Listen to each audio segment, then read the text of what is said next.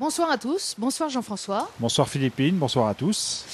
Les évêques de France sont réunis à Lourdes et au cœur de leurs travaux, l'avenir des communautés chrétiennes, l'avenir des diocèses. C'est ce dont nous allons parler ce soir dans cette émission KTO RCF, émission commune. Alors évidemment sur la table des évêques, des sujets aussi vastes que le rôle des laïcs, la mission du prêtre, l'avenir de l'organisation territoriale et donc des paroisses, rien que cela. Donc, dans cette émission, nous allons voir quelles sont les questions qui se posent aux évêques, quelles sont aussi les chances qui existent dans les diocèses, à travers le témoignage de 4 évêques qui ont présenté à leurs frères évêques ce mercredi un état des lieux, des pistes de réflexion pour voir comment l'avenir des communautés chrétiennes peut s'organiser.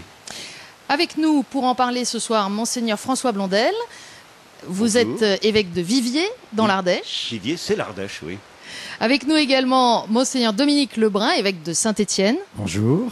Et puis nous accueillons Monseigneur Guy Bagnard, évêque de Beléars, bonjour.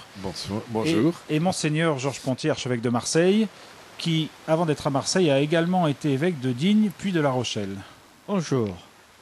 Alors, première question peut-être avant de rentrer dans le détail de ce très gros dossier. Comment ce dossier de l'avenir des communautés arrive sur votre table maintenant? Qu'est-ce qui fait que aujourd'hui, en novembre 2009, vous vous occupez de cette question précisément? Monseigneur Pontier. C'est un sujet dont on a débattu pendant pas mal d'années. On ne cesse de l'approfondir et de partager à ce sujet parce qu'on prend des initiatives de fait sur le terrain. Et on avait peut-être besoin maintenant de faire le point des initiatives qu'on a prises jusqu'à maintenant et des perspectives qu'on voit pour l'avenir, ce qu'on voit qui est en train de naître, en train de bouger. Donc ça nous a paru maintenant ce bon moment après une série de réflexions qui ont précédé. C'est vraiment pas la première fois qu'on en parle, c'est plutôt parce que le fruit ne cesse de mûrir. Monseigneur Blondel. Oui, je pense que c'est notre préoccupation quotidienne. On se dit demain le diocèse. Quand on installe, on dit alors qu'est-ce qui se passera dans 2 ans, dans 3 ans, dans 5 ans? Et le partager ensemble, sous l'initiative du Conseil permanent, est bien préparé par un dossier. Je pense que ça nous a été très utile. Ça nous a aidé aussi à dire nous-mêmes, chacun, enfin moi et les 3 autres sûrement, comment on le ressentait profondément. Mais est-ce qu'il y aurait un petit caractère d'urgence à se dire il faut vraiment aujourd'hui qu'on réfléchisse à l'avenir des communautés chrétiennes? Parce qu'il y a un certain nombre de questions qui se posent dans les diocèses, Monseigneur Lebrun. Oui, sans hésitation, pour moi, il y a urgence.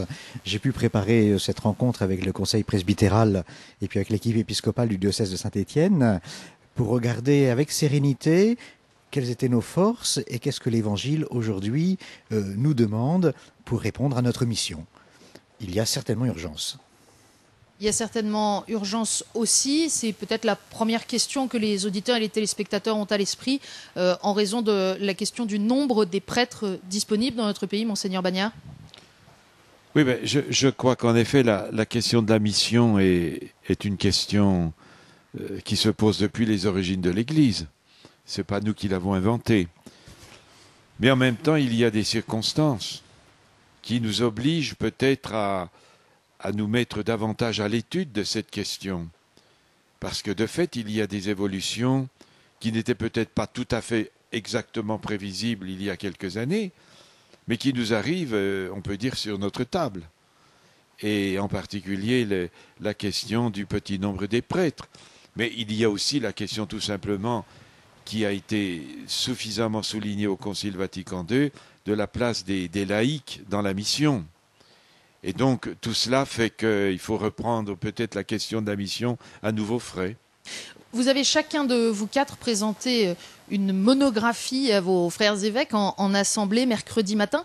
Est-ce que vous pourriez nous dire, simplement en quelques mots, en préparant votre intervention, quel était ce que vous vouliez mettre en avant, la chose dont vous souhaitiez parler pour la partager aux autres évêques? Monseigneur Blondel. Moi, la foi et l'espérance. Regardez la situation d'aujourd'hui, elle nous est donnée. Mais le Seigneur est avec nous, des choses bougent, mais certainement l'espérance, oui, certainement. Donc vous avez mis en avant des initiatives concrètes, des points particuliers? J'ai mis en avant le fait que quand on réfléchit, quand on se dit comment je vais changer mes paroisses, par exemple, je ne le fais pas par pénurie, par organisation du territoire, je le fais en me disant quel est le signe, quel est le sens que ça a pour les chrétiens et pour ceux qui les entourent. Monseigneur Lebrun, vous, qu'est-ce qui vous a guidé dans cette présentation que vous avez faite? Bien, l'observation de la mission dans l'Évangile. Il me semble que dans l'Évangile, Jésus est avant tout un itinérant. Il passe de ville en village et il va rencontrer des communautés d'hommes qui sont aussi des communautés de croyants. Il vient à la synagogue. Il me semble qu'on est exactement maintenant dans cette situation-là. C'est-à-dire que nous avons des communautés qui peut-être n'ont pas suffisamment conscience qu'ils sont ces communautés de base qui irriguent le territoire. Et que la bonne nouvelle continue à être reçue comme de l'extérieur. C'est le Père envoie le Fils qui vient féconder la terre d'une manière très générale.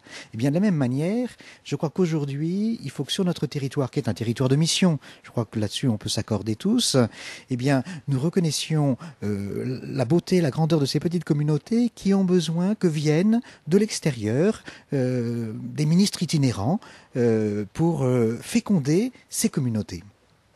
Monseigneur Bagnard, qu'est-ce que vous avez voulu souligner, partager lors de cette intervention ?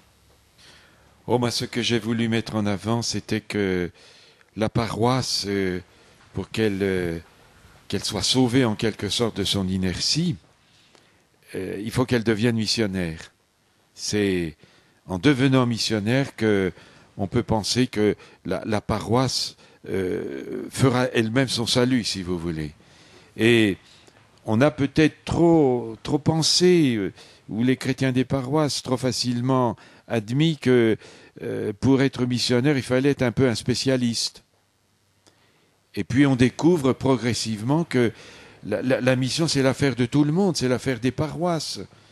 C'est pas seulement quelques-uns qui sont très spécialisés sur cette question, qui sont engagés dans l'évangélisation, c'est tout le monde. Et on a redit à plusieurs revues avec les pères, les confrères, que finalement ce qui envoyait en mission, c'était le baptême et la confirmation. Et c'est bien par là qu'on est chrétien, quoi. Oui. Monseigneur Pontier, vous, qu'est-ce que vous avez mis en avant et comment vous avez présenté les choses ? Il m'avait été demandé de présenter comment, dans 3 diocèses différents dont j'ai été évêque, s'était posée cette question. Des diocèses qui sont aussi très différents. Très différents. Digne, rural, et donc il y a 20 ans, La Rochelle et Marseille. Et je l'ai plutôt pris au départ par le biais de l'organisation de la vie des communautés chrétiennes. Comment ces communautés chrétiennes s'organisaient dans le contexte d'aujourd'hui, et pas d'hier ni d'après-demain. Quand j'étais à Digne, la question qui se posait, c'était dans un diocèse rural, celui de faire jouer ensemble la proximité, que l'église soit pas loin, et en même temps la nécessité de rassemblement, parce que dans ces vallées rurales profondes, il y a une désertification réelle, et pour faire communauté, il faut quand même être suffisamment nombreux. Sinon, on ne peut pas faire communauté. Donc il faut aussi se déplacer, mais sans qu'on déserte le terrain. Donc ça a été le défi, on a créé des chrétiens relais, etc. À La Rochelle, la question était plus de franchir une étape dans une organisation qui était déjà en place, qui était celle des équipes d'animation pastorale, et il fallait resituer cet équilibre entre le ministère du prêtre et les ministères des laïcs. Et en particulier, retrouver un petit peu la spécificité du ministère du prêtre au sein d'une équipe d'animation pastorale, et puis l'estime des partenaires divers, l'estime entre eux des prêtres, des diacres, des laïcs qui ont une lettre de mission. Comment ces gens-là vont s'estimer au lieu de se soupçonner, au lieu de se prendre pour des rivaux, mais de se prendre en complémentarité. Et Marseille aujourd'hui, c'est l'expérience d'une réalité urbaine massive qui, pour s'organiser, a du mal peut-être à travailler ensemble, parce que les réalités urbaines fonctionnent plus par réseau. Les chrétiens choisissent l'endroit qui leur plaît pour aller vivre leur vie chrétienne. Et puis il y a quelques parois suffisamment fortes pour travailler toutes seules sans se soucier des autres. Donc comment arriver à bâtir une dynamique diocésaine, une conscience diocésaine plus forte encore. Et chaque fois c'est passionnant. Alors, je pose la question à tous les quatre. À vous entendre, on a l'impression qu'il y a l'esprit de la mission qui est absolument essentiel, et vous l'avez tous rappelé d'une façon ou d'une autre. Et puis en même temps, il y a les contraintes d'organisation. Est-ce qu'aujourd'hui, la difficulté ou les questions que vous vous posez ne tournent pas autour de cette articulation finalement entre l'esprit de la mission et puis la réalité de l'organisation qu'il faut quand même arriver à prendre en compte? Oui, mais il y a aussi la difficulté de dire la foi aujourd'hui. C'est pas rien de dire qu'on est croyant. C'est pas rien dans la société actuelle pour un gosse qui va faire sa confirmation et qui est le seul de sa classe de seconde d'affirmer qu'il est chrétien. Donc il n'y a pas simplement à organiser et avoir l'esprit missionnaire, mais il y a à se dire que cette parole de Dieu dont nous sommes comptables, eh bien il faut encourager les gens, les aider. Et il faut savoir que c'est rude. Nous avons dit plusieurs fois hier, alors on est plein d'espérance, mais moi, il y a quelqu'un que j'aime beaucoup dans les Actes des Apôtres, c'est Barnabé. Parce que Barnabé, il s'appelle le fils d'encouragement. Mais je crois qu'on a encouragé nos gens, tous les chrétiens, dans une situation qui est rude. Et dans laquelle il ne faut pas se juger, il faut faire confiance les uns aux autres, avancer ensemble, se faire crédit, comme vient de dire Georges, ne pas croire qu'on a des précarés. C'est un peu ce qui se vit aussi entre vous, évêques. Le fait d'être aujourd'hui amené à partager vos expériences, à échanger entre vous les difficultés auxquelles vous êtes confrontés, c'est quelque chose d'important et d'encourageant pour vous? Moi, vous voyez, quand on a exposé ces 4 monographies de 4 diocèses différents, il m'a semblé qu'il y avait un glissement qui s'opérait et un glissement qu'on voit se manifester chez tous. On va plus maintenant de l'organisationnel, de la restructuration administrative, vers la mission. Non pas que la mission était complètement obturée il y a quelques années en arrière, mais maintenant on voit mieux que tout ce qui est administratif, fonctionnel, de l'ordre de l'organisation, tout cela tend vers la mission. Il me semble que la mission a été vraiment au cœur de l'échange et nous réunit tous aujourd'hui, je crois. Monseigneur Ponté. Oui, dans le sens, pour poursuivre ce que dit le Père Bagnères, dans le sens que ce dossier qu'on travaille, qui touche de fait de l'organisation pas mal, n'est pas étranger au dossier qu'on travaille depuis des années, de l'annonce de la foi aujourd'hui. N'est pas au travail qu'on a fait sur la catéchèse pendant 2, 3, 4 ans en produisant ces orientations nouvelles, le travail qu'on a fait sur comment aujourd'hui, dans la société française marquée par l'ignorance religieuse, on essaie d'annoncer la foi. Si vous voulez, tous ces dossiers-là se croisent. Il y a la vie des communautés chrétiennes, donc là on est là pour parler de cet aspect-là. Mais de fait, on en parle dans le contexte d'aujourd'hui où une première annonce de la foi est apparue à nous tous comme étant la nécessité du moment. Monseigneur, pardon si ma question paraît brutale, mais c'est la suite du travail que vous menez depuis des années ou c'est aussi une petite remise en question? C'est pas une remise en question dans le sens qu'on se dirait on s'est complètement trompé jusque-là. On vérifie pas. On expérimente des évolutions aujourd'hui et on fait face à ces évolutions sur les 2 versants, le versant de l'organisation et le versant de la manière de dire la foi aujourd'hui. Voilà, c'est sur ces 2 versants.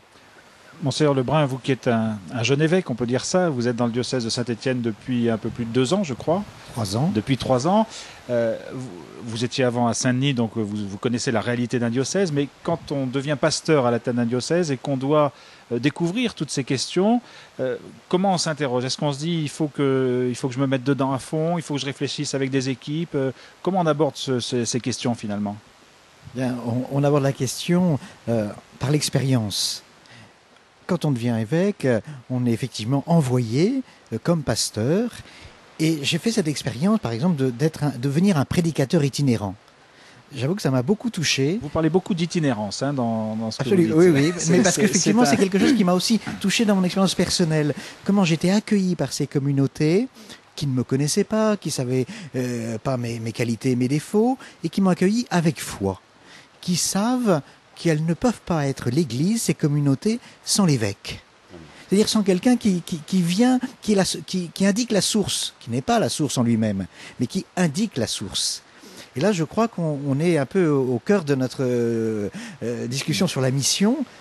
C'est comment être davantage proche de la source et proche de ceux à qui la source est destinée. Alors justement, comment?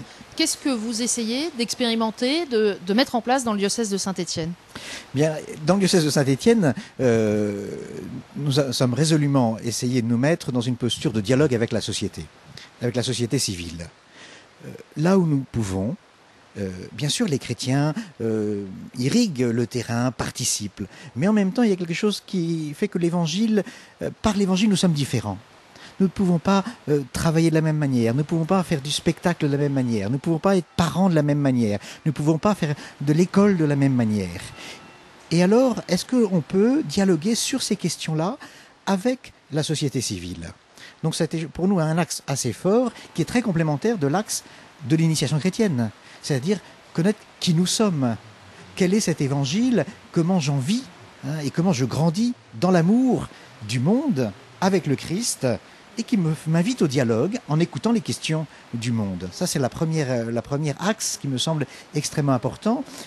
Le deuxième, c'est effectivement de dire il y a des personnes aujourd'hui qui sont dans la méconnaissance ou dans l'ignorance de Jésus. Jésus nous passionne.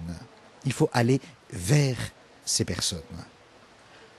Ça nécessite effectivement d'avoir des communautés simples et puis qui, dans un village ou dans 3 villages, se disent, voilà, nous d'abord nous sommes réunis au nom de Jésus, nous prions, et en même temps, qu'est-ce qui dans le village nous touche?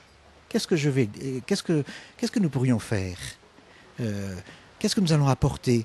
Quelles questions nous recevons?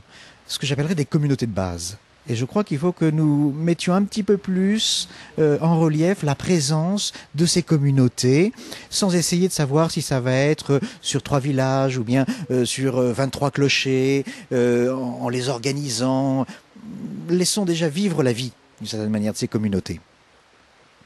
Alors, autre expérience, Monseigneur Bagnères, vous, on disait que Monseigneur Lebrun était un jeune évêque depuis 3 ans. Ça fait, je crois, une vingtaine d'années que vous êtes dans le diocèse de Belley. On pourrait se dire qu'en 20 ans... Bientôt 23 ans. Vous avez tout mis en œuvre. Non, il y a aussi des choses nouvelles à chercher. Oh, mais on n'a jamais fini de chercher et de trouver. Oui. Moi, je mettrais un petit peu l'accent sur... à la suite du Saint-Curé d'Ars, puisque vous savez que le Saint-Curé d'Ars a vécu dans notre diocèse, sur... disons, la sédentarisation, si on peut dire. C'est vrai que Saint-Paul a été un itinérant, mais Jean-Marie Vianney est resté sur place pendant 41 ans.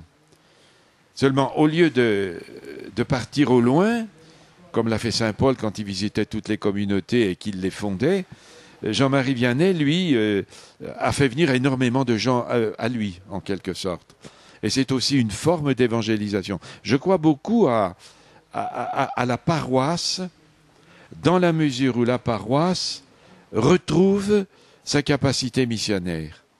Parce que je crois que la vie chrétienne, elle se vit pas uniquement à des moments de temps forts, des moments privilégiés, on va en pèlerinage, on va faire un temps de récollection, parfois en abbaye, tout cela est tout à fait très bien, il faut se ressourcer, mais il y a l'ordinaire de la vie, là où on est sur place, et où sont les chrétiens, sinon dans les paroisses. Et finalement, entre la paroisse et la communauté de base, il y a un peu la même intuition, c'est-à-dire qu'il y a un enracinement... Oui. Je pense qu'on a peut-être des termes différents, mais... La réalité, le contenu est forcément, quand on est affronté à la mission, est forcément progressivement le même. Oui, Père Bagnères, vous avez dit 2 choses hier qui m'ont beaucoup touché. D'une part, vous avez dit que le Saint-Curé d'Ars était sans doute resté, mais qu'il avait beaucoup cotisé, beaucoup donné pour les missions. Tout à fait. Les missions, ce qu'on appelait les missions paroissiales, c'est-à-dire des missionnaires qui allaient de paroisse en paroisse. Oui. Donc, il était aussi peut-être favorable à ce type d'apostolat. Par le biais des financements, oui.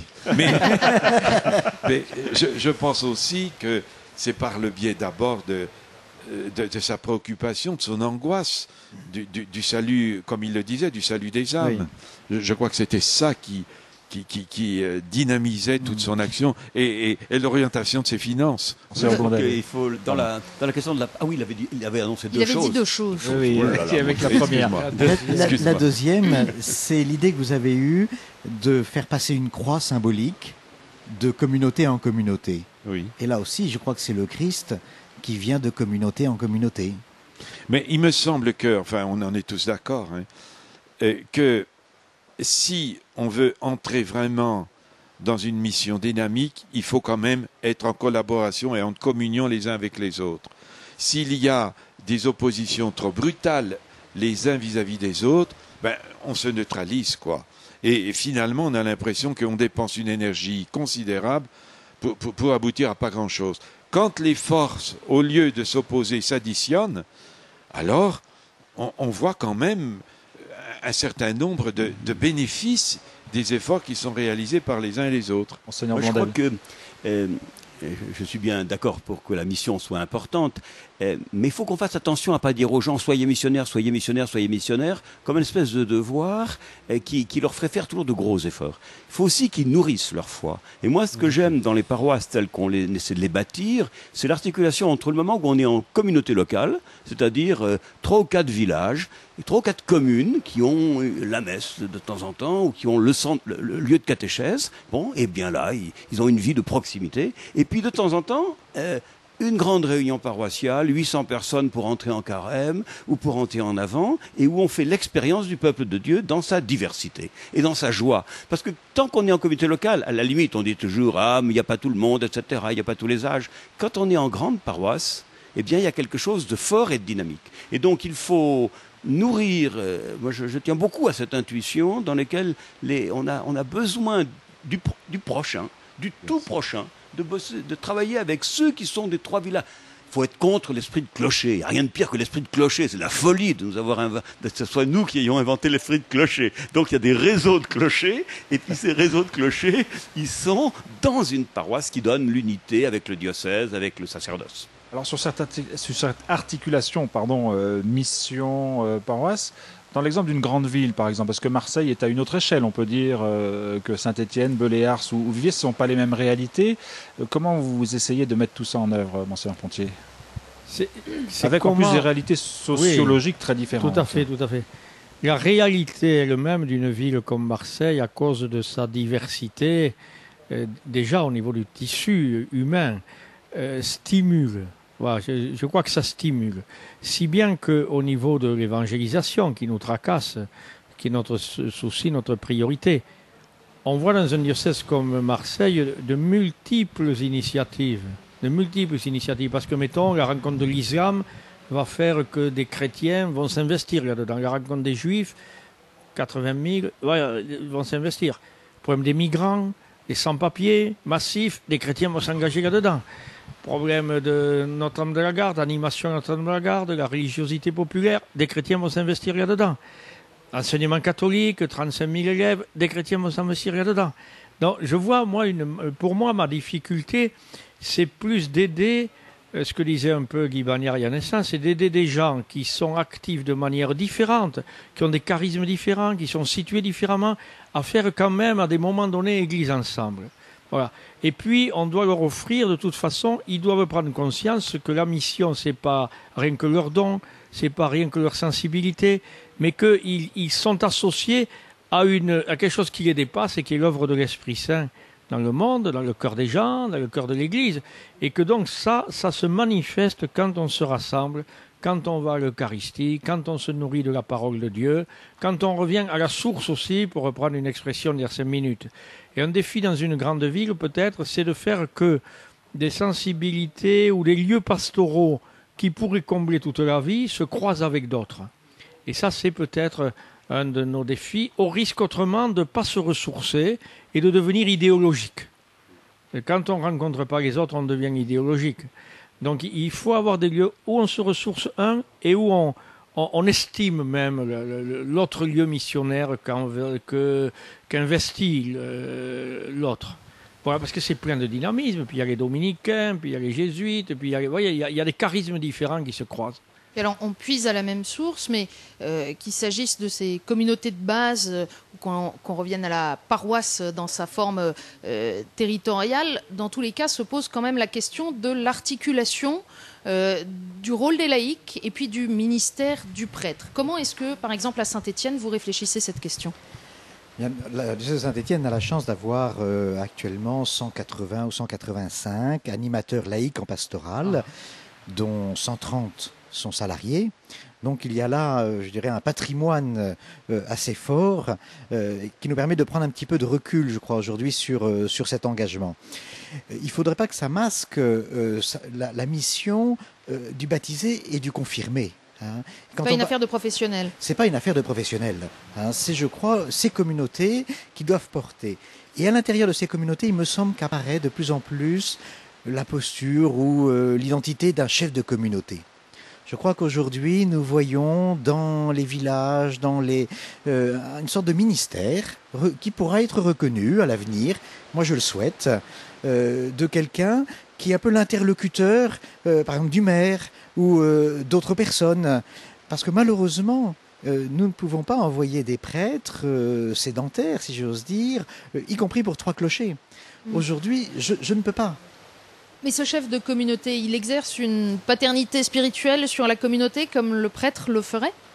Il exerce une mission de lien avec l'Évangile, d'authentification et de communion des personnes entre eux.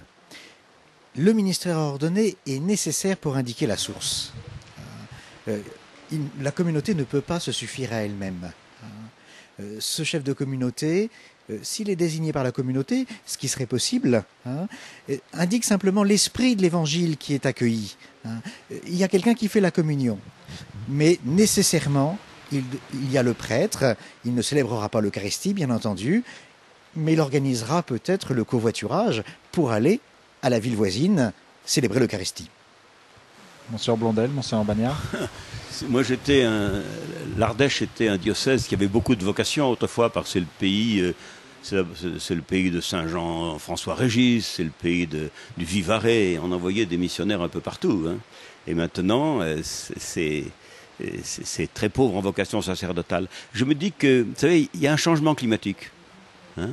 Dans le changement climatique, qui est fort, parce que c'est la rupture de société qui est la nôtre, la semence est toujours là.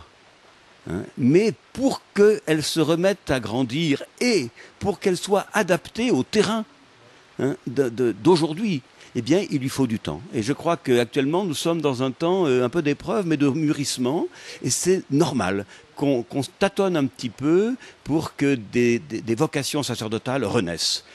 Voilà, il y a eu ce gros changement. Alors, on fait la continuité, on continue à appeler. Il faut aussi beaucoup insister sur quelque chose qui est l'inverse de l'organisation et l'inverse du pouvoir, c'est donner sa vie. Donner sa vie pour suivre Jésus, pour montrer Jésus, pour se consacrer à Jésus. Et ça, cette espèce de gratuité, je suis pas très sûr que notre société la secrète, et même que dans notre Église on la sente toujours. Vous savez que dans la dernière encyclique du pape, il va insister sur cette gratuité. Et bien cette gratuité, faut aussi que les gens la découvrent. Donc changement climatique, nouvelle. Le chant est toujours le même, mais on laboure différemment. Il va falloir que ça pousse. C'est un peu long. J'ai dit hier que c'était quand même très long. Très long. Oui, et en même temps, Monseigneur Pontier disait tout à l'heure, quand il y a quelque chose avec les migrants, on voit des gens qui s'engagent. Quand il y a, voilà, ça veut dire qu'il y a aussi, parce qu'on parle beaucoup des difficultés, etc., mais il y a aussi une richesse au niveau des diocèses, des gens qui sont aussi en attente peut-être de quelque chose de nouveau. Comment vous accueillez? Ils vous interpellent aussi, j'imagine, ces gens-là, Monseigneur Bagnard. Comment vous accueillez tous ces gens qui ont des initiatives? Je crois que quand les gens d'initiative, on ne peut être que très heureux. Bien sûr, parfois il faut cadrer, il faut discerner. C'est pas immédiatement que tout ce qui est entrepris est forcément dans un axe véritablement missionnaire, mais je crois qu'on peut faire confiance à l'Esprit Saint qui habite les cœurs de tous les baptisés. J'ai essayé dans la présentation que chacun d'entre nous avons faite de ce qui se passait dans nos diocèses, l'appel missionnaire, la vie demain des communautés chrétiennes. J'ai essayé de montrer un petit peu comment nous avions entrepris de répartir une sorte de mission à l'échelon diocésain sur 5-6 ans. Et tout de suite, quand dans le diocèse on a parlé d'une mission, de l'action missionnaire, les prêtres en particulier ont tous dit, mais alors, où est-ce qu'on va caser ça dans l'immensité du programme qui est déjà le nôtre au quotidien? On n'aura pas le temps d'être missionnaire. Vous voyez, la réaction, on n'aura pas le temps d'être missionnaire. Qu'est-ce que ça veut dire? Ça veut dire qu'au fond, on considère la mission comme quelque chose qui s'ajoute à tout le reste. Alors, on a plutôt essayé de faire réfléchir sur le fait qu'il ne s'agit pas d'ajouter, mais comme je l'ai dit, il faut faire autrement. Et donc, faire passer de ce qui représente, si vous voulez, d'une fonction, un prêtre a forcément une fonction dans une communauté chrétienne, il a un travail, une tâche importante à accomplir, ben, il faut passer de cette tâche, de cette fonction, à une sorte de donation intérieure de soi, qui permet au prêtre peut-être de mieux relire sa vie à la lumière de la mission. Par exemple, quand il reçoit des fiancés, quand il reçoit des gens qui demandent le baptême, eh bien, il aura une attitude différente selon qu'il se situe en fonctionnaire, purement et simplement, ou selon qu'il se situe dans un esprit missionnaire. La chose, enfin, la manière dont il va parler, dont il va réagir avec les gens sera différente. Il reste qu'il y a un certain épuisement des forces apostoliques. Moi, je crois quand même que quand nous demandons des choses aux prêtres, quand nous voulons lancer une manière différente, les prêtres, comme vous l'avez vécu, disent « mais ça va faire en plus ». Hein. Et c'est vrai pour les prêtres, mais c'est vrai aussi pour les laïcs, hein, à qui... et je vois que les paroisses se disent « il va falloir que je renouvelle ». Bon. Alors, quand au moment où ils se disent « il va falloir qu'on renouvelle », ils ont peur. Est-ce qu'on va y arriver? Très souvent, ils sont surpris par la réponse des appels qu'ils lancent. Ça veut dire que l'Esprit Saint continue à travailler assez fort, et peut-être qu'on peut oser aller vraiment autrement. De fait, il s'agit d'être autrement. Et il me semble qu'on a, d'une certaine manière, voulu conserver un peu un maillage territorial. Le quadrillage, en fait. Le quadrillage. Alors, bon, le curé était là pour accueillir. Bon, le curé n'est plus là. Alors, on va faire un temps d'accueil. Donc, les laïcs vont venir de chez eux, la mère de famille, elle va prendre du temps. Et puis après, on ne peut plus le faire toutes les semaines, on va le faire simplement tous les 15 jours. Là, je dis, il faut peut-être faire stop, oui. Réfléchir un peu. C'est là où on n'est pas forcément toujours d'accord, parce que moi, je me dis, je ne peux pas dire qu'il y a 2 cantons qui n'ont pas le droit d'avoir une présence. C'est pas un maillage, c'est pas un encadrement, c'est pas un enfermement. Il y a des personnes qui vivent. Alors, le type de présence, le type d'annonce, d'accord, il est différent. On est ici à 20 000 ou 40 000 personnes autour d'une église à Marseille, à 150 mètres, c'est pas pareil que dans mes cantons de Coucouron ou du Mont-Gerbier de Jonc. Mais un diocèse et un pasteur, c'est dire, j'ai pas le droit. Ce matin, c'était la brebis perdue, tu sais. Oui, oui. Ben, je me suis dit, il y en a une qui est perdue là-haut, hein, en haut du Gerbier. Faut pas que je dise qu'elle n'est pas intéressante. Oui, mais tu dis pas ça, je sais bien que tu dis pas ça. Ce que je veux dire, c'est que la personne qui se donne beaucoup de mal pour être là entre 11h et midi, oui. En fait, il y en a 3 qui sont sur le marché. Oui. Et les 3 qui sont au marché font l'accueil. Ah, bien sûr. Et je vois c'est typique. Il y a une paroisse qui dit mais au fond le curé veut pas y habiter parce que tout le monde descend le samedi pour aller faire marché à Montbrison. Oui. Bon, autant être à Montbrison. Oui, bon. L'église, c'est pas le Crédit Agricole. Monseigneur Pontier. Oui, je rejoindrai volontiers Dominique dans ce qu'il dit là, parce que ce qui me semble dans la réalité compliquer les choses, c'est les modèles dans lesquels on existe. Et si les modèles prennent tellement d'importance, plus que le message et plus que ce qu'il faut faire, on devient aigri. Parce que ce qu'on regarde, c'est qu'on ne peut plus faire des choses. Tandis que si on part de l'imagination d'aujourd'hui, si on part du dynamisme d'aujourd'hui, si on part de projets, alors là, on est optimiste, même si c'est dur. Mais on a un projet. Et comme on a un projet, on est tourné vers l'avenir et on ne regarde pas ce qui est en train de mourir, on regarde ce qu'on essaie de faire naître. Et je crois qu'il y a Et alors, dans beaucoup de conflits, ça se tient là-dessus. On a ceux qui ont des projets et ceux qui voudraient que les réalisations anciennes continuent sous les mêmes formes. Et ça se tend. Alors que je pense qu'il faut donner la priorité au projet, pour ma part. Et puis, il faut adapter les structures. Les structures elles-mêmes, elles sont passagères. Voilà, elles sont passagères.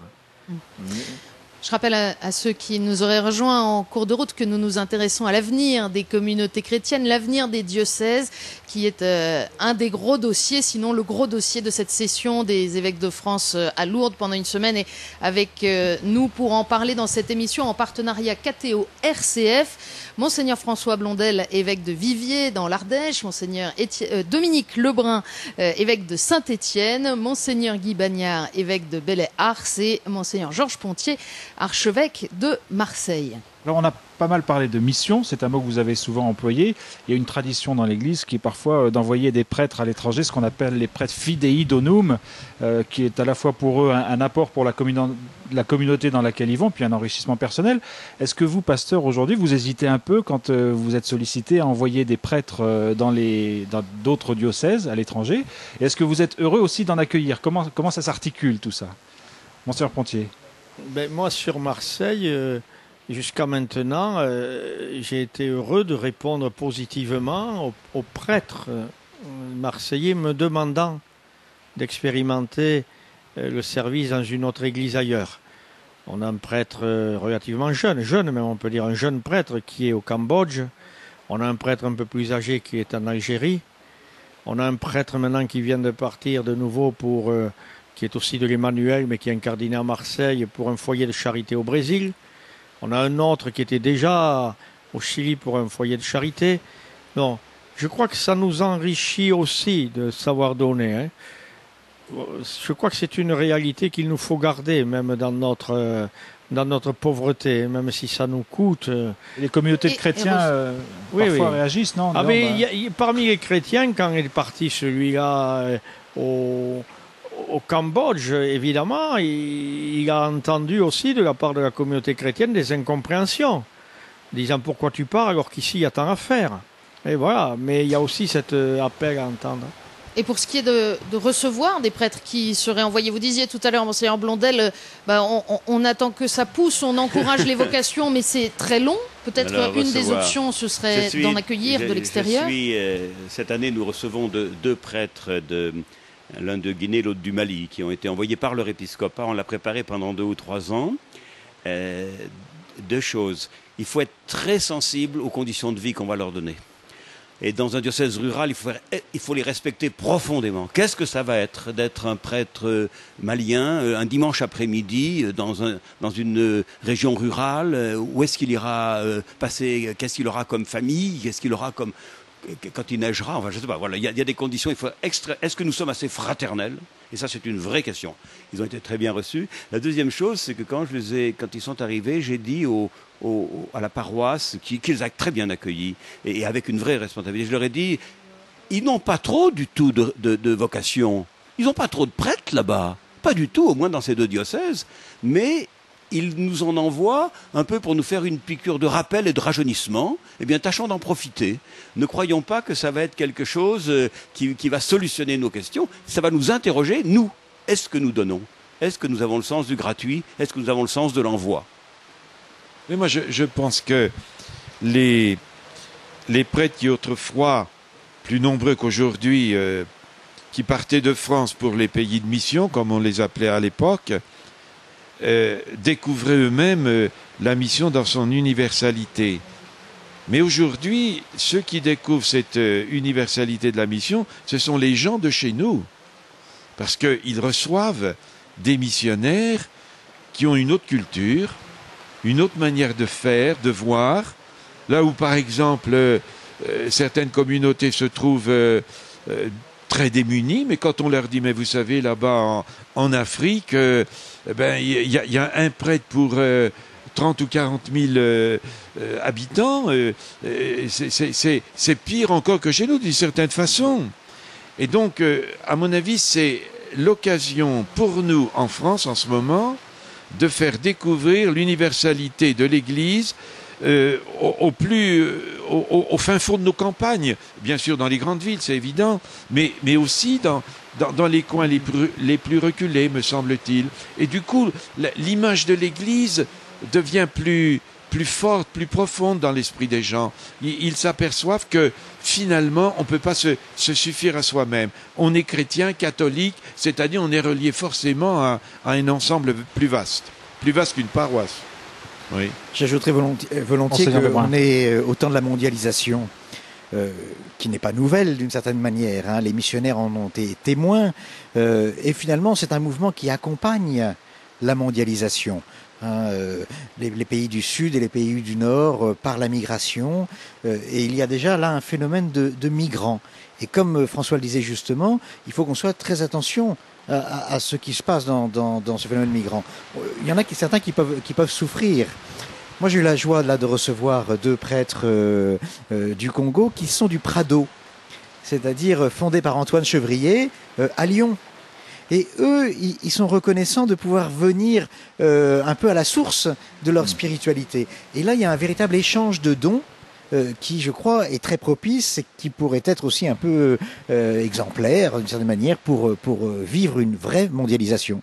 Vous disiez, Monseigneur Blondel, et vous, faire attention aussi à la manière dont ils sont accueillis, à la fraternité qu'on leur témoigne. C'est vrai pas seulement pour les prêtres qui sont accueillis de l'étranger.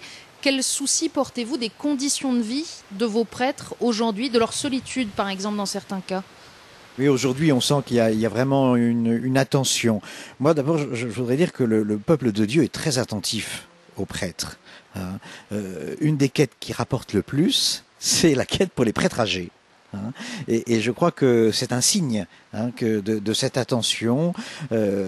Mais tout de même, parfois, on sent un isolement qui peut entraîner un découragement.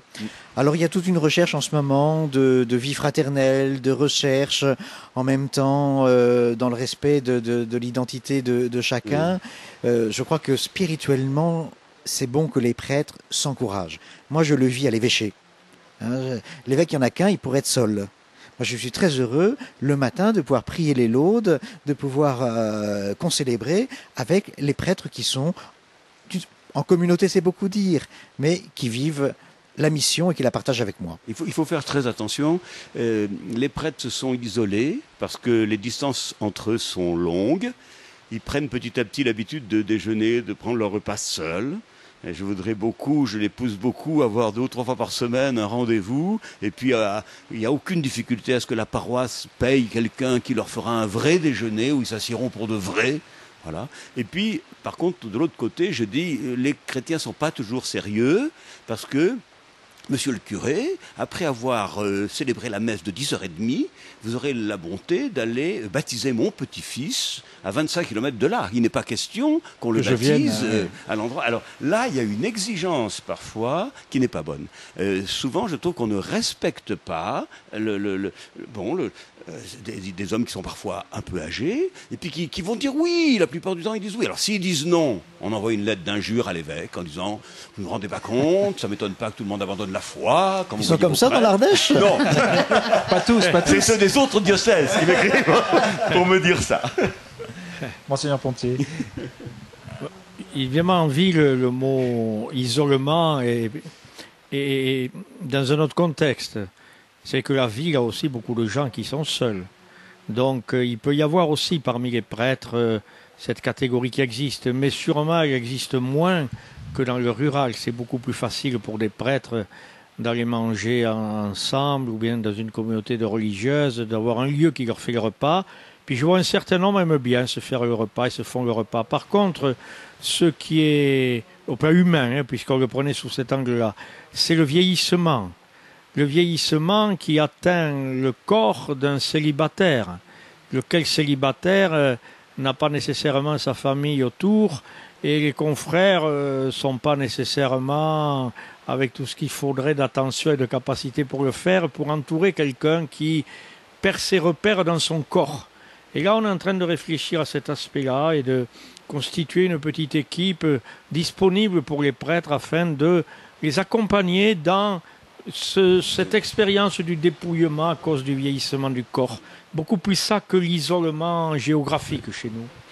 Est-ce que tu ne crois pas aussi qu'il y a une question spirituelle un peu particulière pour les prêtres?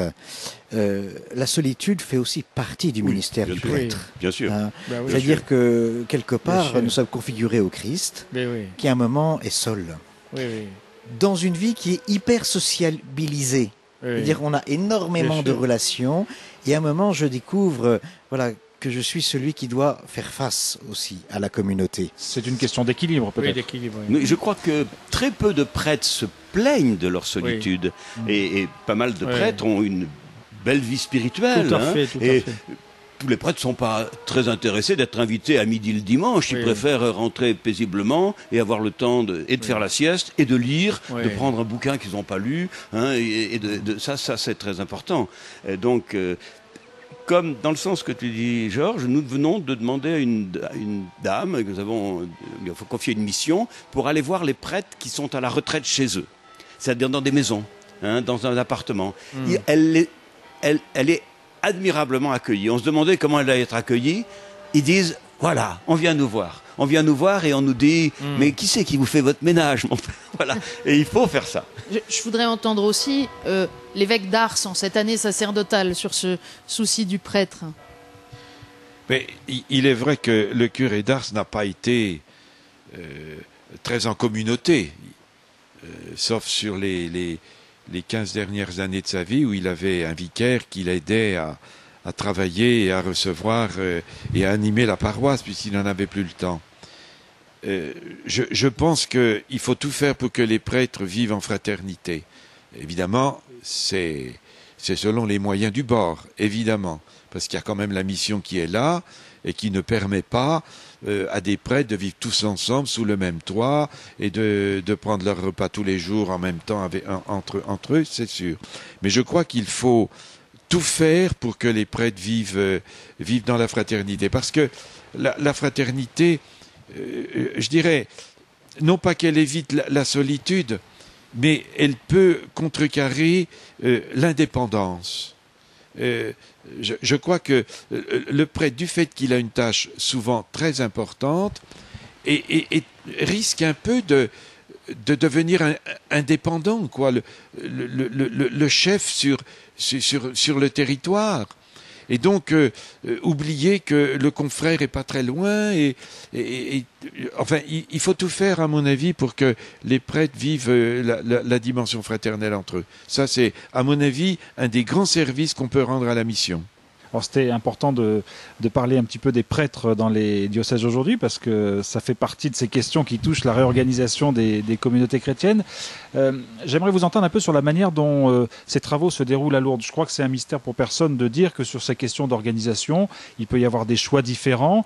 On a même pu sentir à un moment des idéologies différentes et parfois assez marquées entre les évêques.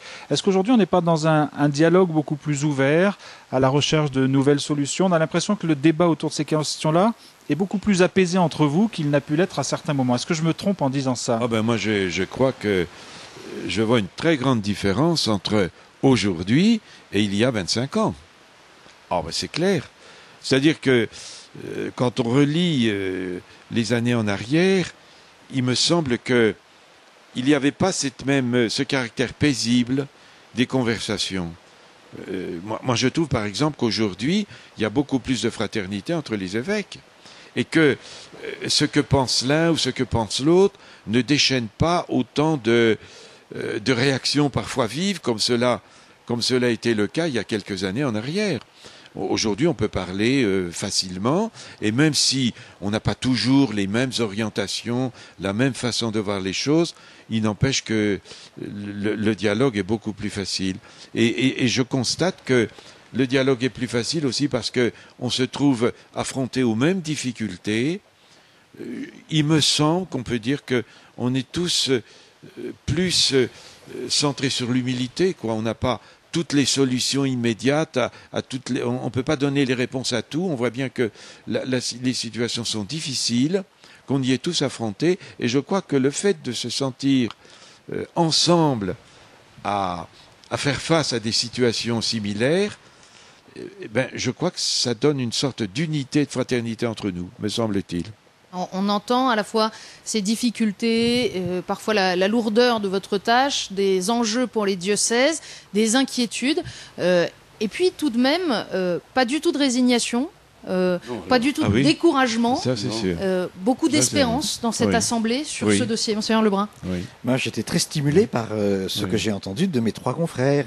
Quand le père Bagnard nous a exposé cette espèce de volonté de réveil en douceur, en commençant par une année spirituelle, je dis tiens, ça c'est intéressant.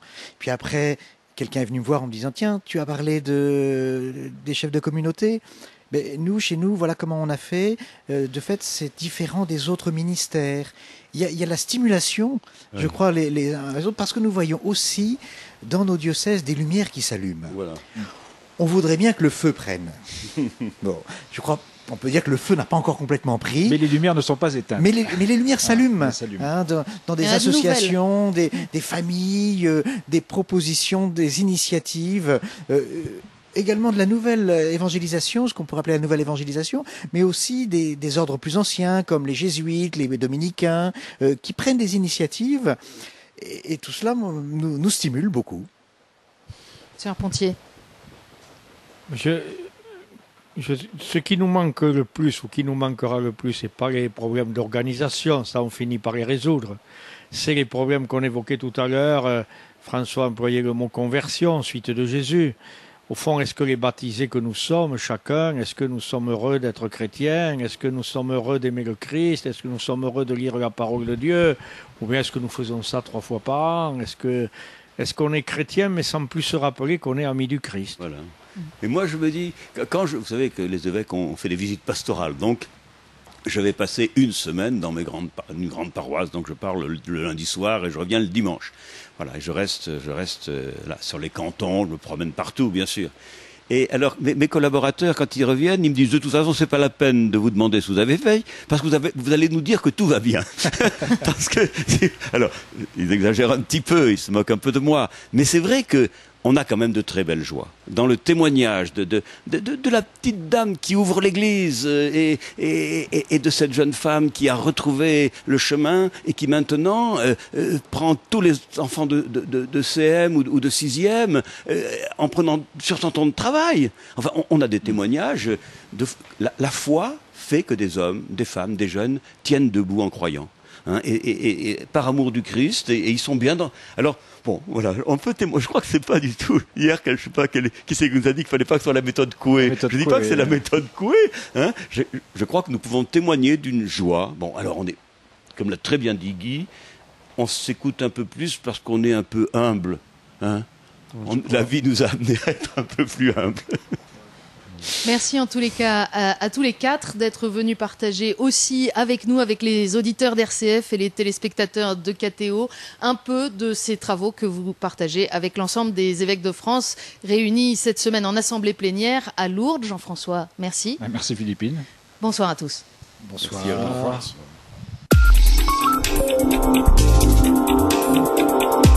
revoir.